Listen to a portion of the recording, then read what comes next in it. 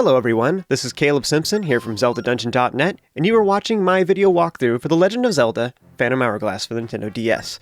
This is the first dungeon of the game, the Temple of Fire, and as soon as you enter you'll have this rotating flame wall to go around straight out of a Mario game, and right past that is a red choo-choo, which is easily defeated. Jump across the gaps, and there is a map on the wall here, but I will come back to this in a moment. In this bottom right corner you'll encounter a new bat enemy called a Keys. These guys can be taken care of pretty easily. They do move unpredictably though. If you get cornered, you can just bonk into them with your shield if you purchase that, but otherwise a good way to deal with them if you're unsure about their unpredictable natures, you can just draw lines right in front of you, back and forth, and this will make Link swash side to side, and it makes this impenetrable wall of death, so as soon as the Keys get close, they'll die. So you can either bonk into them or just use side slashes, but otherwise the best way to deal with them is actually to kind of stand back and tap on them, and Link will run over and just jump attack them, and that works really well. So that's what I did for the last two there. Anyways, once they're defeated, go ahead and grab the small key from the chest and head back north. So here's that map on the wall, and when you use it, notice that it shows the correct path to take, and notice that it looks a little bit different than the map on your screen. Press either A or down on the D-pad and you can draw on your map. There's two ways to do this. You can either draw the path, like it shows the arrows, or you can fill in the blanks. I actually kind of like filling in the blanks. I think it's kind of cool. Or like, it just makes it easier for me to look at, because then it's like the blank space is where I can walk. But whatever you want to do there, either way works, of course. So what this signifies is these floor traps up ahead, and you can actually see them on your screen. You'll also notice the tiles are a slightly different color, and if you just walk up to them real slow-like, then they'll actually activate and you don't take any damage. If instead you just run at them, though, like I show up ahead, then you'll just fall right in. So if you just walk through here very slowly, you can actually get through this. You don't even need the big tip that they had on the wall right there. You can just walk through here very carefully. At the end, we have 4 crystal switches. If you smack them, they actually deactivate almost instantaneously. We need to activate all of them at once. To do so, stand in the middle and draw a circle around Link to perform a spin attack. And by the way, spin attacks do double damage. So if you have an enemy that has a lot of health, you can use repeated spin attacks, or bosses, for example, and it does a lot of damage in a very short period of time. It's just awesome. Alright, one floor up, we have one of those yellow choo-choos again. Remember that these guys are electrified every once in a while, so you want to not attack them when they're electric, but wait for their charge to stop, then you can defeat them. Go left, smack the switch. This will alternate the red and blue blocks, and then we can continue on to the right, so it lowers those red blocks. But defeat the other yellow choo-choo right here. If you get them fast enough, you can actually smack them like right as they're popping out, which is actually pretty sweet. In this next room, we're locked in with a classic Zelda enemies. Slimes are, when they're big, they will actually do damage to you, but after you defeat them, then they'll break into 2 smaller ones. The smaller ones instead will latch onto you and slow you down, which makes you vulnerable to other attacks. Now, you might end up finding yourself surrounded, so a good way to deal with these is to use spin attacks. So you can kind of lure them all into one area and then spin attack repeatedly to defeat a whole bunch of them at once. Once they're defeated, the door will lower, and this will create a chest which has the Boomerang, which is one of the best items in the Zelda series. It's so awesome. It's a definite classic, and it's really, really good in these DS titles, actually.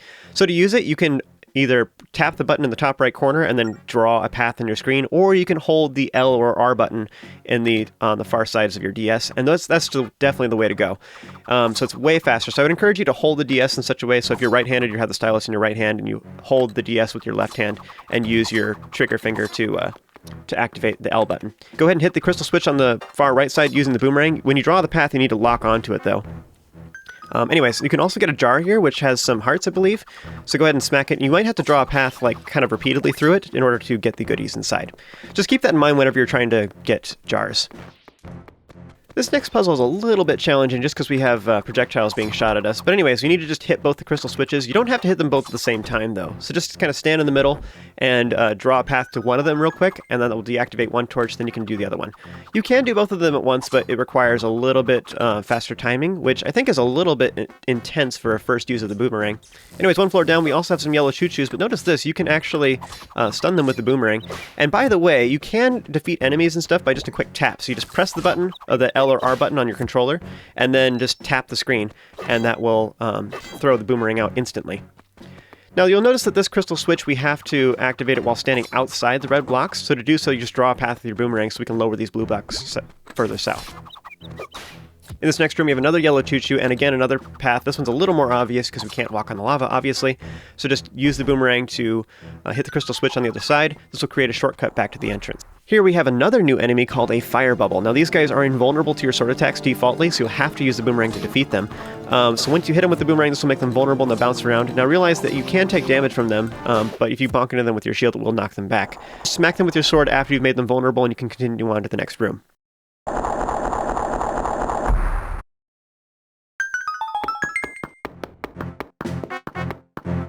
In this next room, I recommend you defeat all of the enemies real quick, and these are a new enemy called Fire Keys, and these guys cannot be hit with your sword either, so you'll have to use the boomerang. Now remember, you can also use the boomerang to collect items, so if they drop hearts or rupees, you can use the boomerang for that. Now to defeat these enemies, I highly recommend you just simply stand back and you just draw a big lengthy path.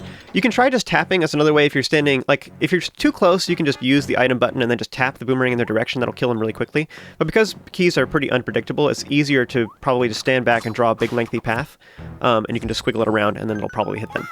Once you defeated them all, it'll make a chest that has 20 rupees inside. So our next objective is to pull these two levers at the south side of the room. Now I already pulled the one at the bottom left earlier, so now I'm pulling the one at the bottom right. Once you've pulled both of them, this will open up a door on the top left. So work your way over there, again, just being careful to avoid the flames, and you'll see another one of these rats that has a key. Now we don't have a block to block off one exit this time, but we have the boomerang so we can hit it at a distance. And there's two ways to do this. Basically stand off to one side and then use the boomerang very carefully. The rat will, if you keep bonking the wall with the boomerang, I've noticed the rat just doesn't appear. So you need to like hold it and wait and just time it really well. However, you almost have to time it so that the rat will the rat has to already be out of the hole before you release the boomerang. Anyways, I've done it before, and I'm usually pretty successful with it, but at the end there, I got mad, and I just finally went out and did the other method instead, which is to stand outside the doorway instead, and just draw a big lengthy path, and release the boomerang, so the boomerang keeps traveling left and right over and over and over again as the rat comes out, and it will probably hit it. That's the same method I was talking about with the keys as a nice way to defeat them. But anyways, it's very useful for a lot of enemies using the boomerang. So next we need to raise and lower these blocks repeatedly using the boomerang, but you'll notice that there's an Octorok here in the way, and it constantly shoots at you. Now, they're intending that you stun it with the boomerang, but another way to do this too is if you purchase the shield, you can just stand here and then you can walk into it using the shield in order to get close instead. Remember that you are vulnerable while you're using your sword or an item, so you are going to have to wait in between its attacks to fight it instead, because you'll be vulnerable. If it's in the middle attacking while you're in the middle of attacking, you'll take damage. Stand in the middle, use the boomerang to hit the crystal switch again. This will raise and lower the blocks once more so that you can continue on to the next area.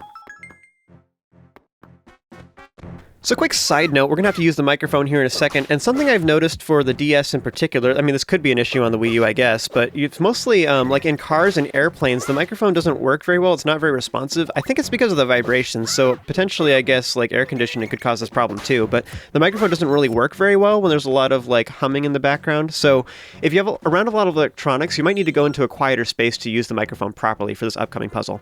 Head south, on the wall there's another one of those little map clue things, so go ahead and tap on it, then use either down on the D-pad or the A button to swap with your map so you can draw on it and draw the correct order of the crystal switches up ahead for this next upcoming puzzle.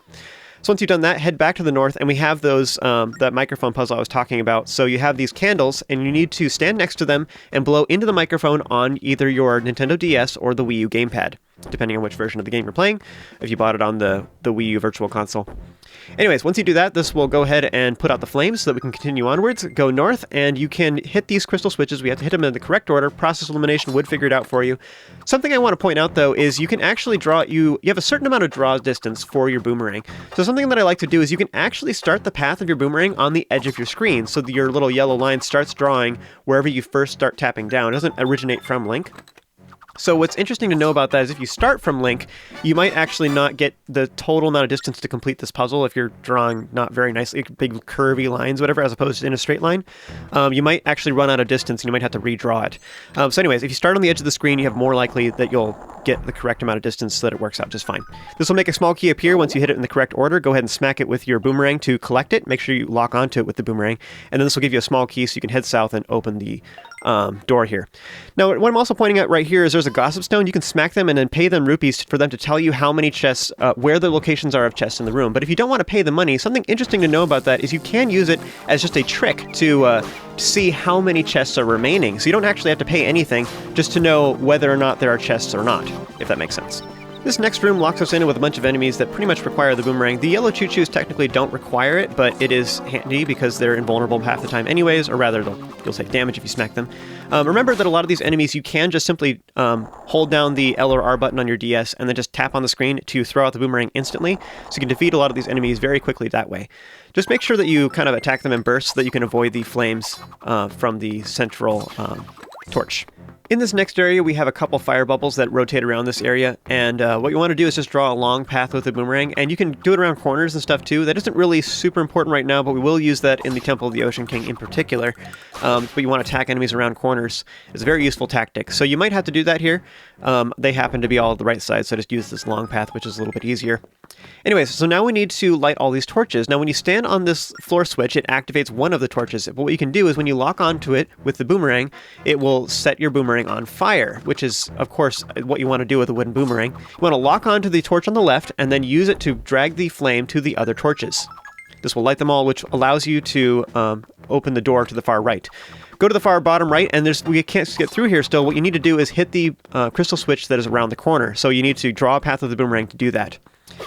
Alright, so open the chest to get the boss key, and this thing is very heavy, so you'll move a lot slower while carrying it, but you can also tap it to throw it away from you, and you can also use this to attack enemies as well. So if you end up encountering a puzzle you have to work with, or you have to set it down on something, you can just throw it and then move around normally and pick it back up again. But our goal is to take it to the boss door to the far south, and you do move slower while carrying it, but it's just the right speed to make it through these flames. Now this first dungeon is just a training area, but later we have some puzzles to solve as we get the boss key to the boss door. Once you get there, then go ahead and throw it into the lock to unlock it and continue on up the stairs. Just before every boss room, there is this little rest area that has hearts inside jars, as well as various numerical items. Now, currently, in our inventory, we don't have any items that have numerical values yet. That would be something that comes into play later, but just know that that's what these rooms are for. You can also talk to the stone tablets to make these blue portals appear, and this is a shortcut back to the entrance of the dungeon, which is really useful if you need to leave and restore, or go buy some potions, whatever, to prepare for the boss. I'm good, I'm confident it'll be fine, so I'm going to continue on. But yes, if you want to go back and get some potions, you can do that now.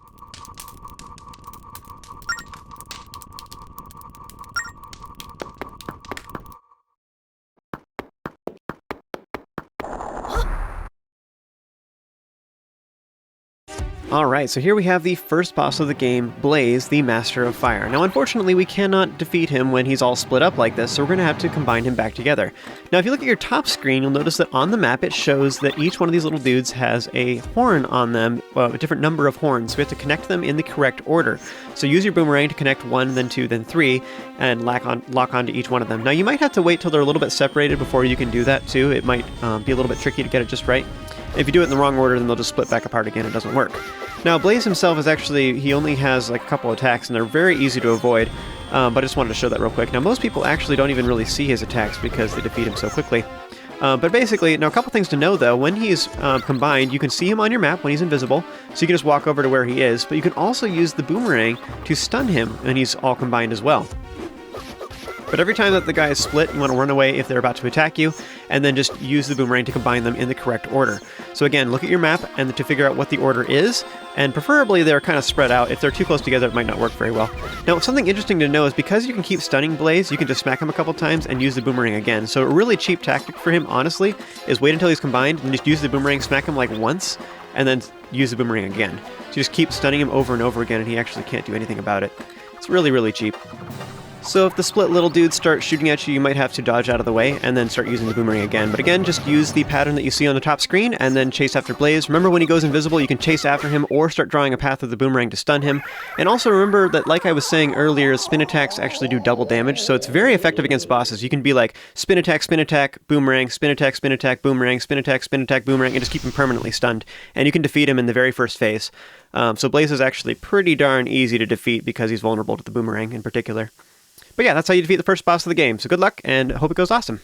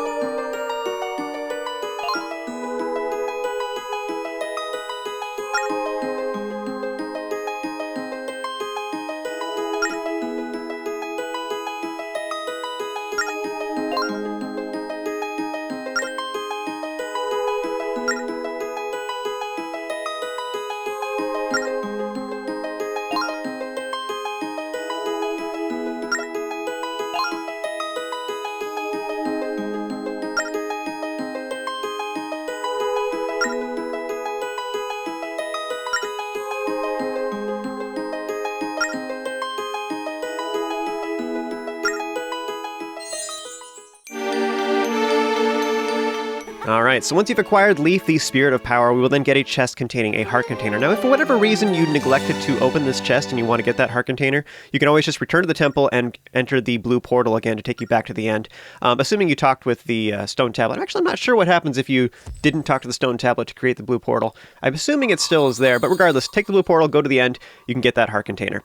So that's the end of this video, folks. Thank you so much for watching, and if you'd like to see more of this stuff, be sure to like the videos and subscribe both to Zelda Dungeon as well as myself over at Caleb Simpson TV. And as always, keep being awesome, and I'll see you guys next time.